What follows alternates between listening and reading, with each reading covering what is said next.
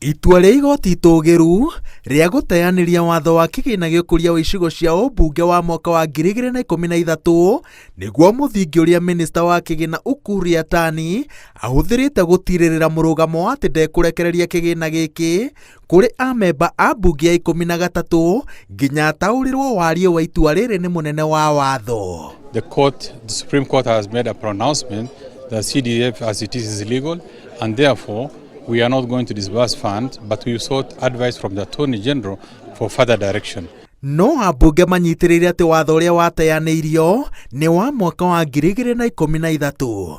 Mwaka-inĩ wa 2015 maroiga atĩ nĩrĩo macenjirie watho wa kĩgĩna gĩkĩ na makĩongerera mogarũrũku mangĩ matatirihĩte mbunge ya 12 na marera arĩa marang'ethanĩra na kĩgĩna gĩkĩ atĩ marataũra watho ũgarie. Wa ũcio wauga arekereria no akia gũcoka arekererie baadaye nĩ tondũ tuothe ta ambunge nĩ tuku approach icio na institutions ira twĩ nacio cia mbunge. Ũguo tũrera mũndũ wĩtagwo Yatani ogo nĩ kĩbarĩ gĩake aroha kana nĩ mĩrigo yake arakũnja inũke ndagatige bũrũri ũyũ kĩagago-inĩ tondũ gũtirĩ mũndũ ũkoragwo Kenya ũtoĩ wĩra ũrĩa CDF ĩrutaga. No mũcirithania mũnene Martha Koome akĩarĩria maseneta mwena wa Naivasha anyitĩrĩire atĩ mbeca cia ũkũria wa icigo cia ũmbunge nĩ mũgarũ na gatiba.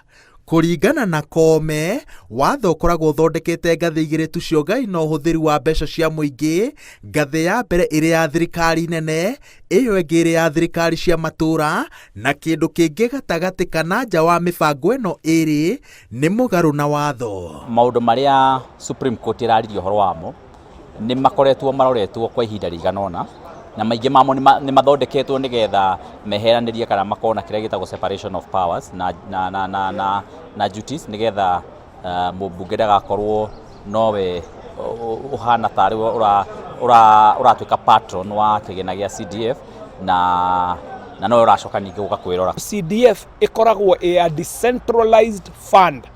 Decentralized fund ĩgacoka ĩgakorwo arĩ conditional grant. Conditional grant ĩrutaga wĩra wega ona kwĩ mbeca iria tũtwaraga county.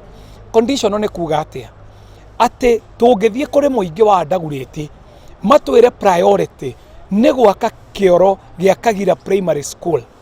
Mbeca icio ikiuma kĩgĩna-inĩ kĩa NGCDF ciũkaga ciandĩkĩtwo kĩoro gĩa Kagira primary school.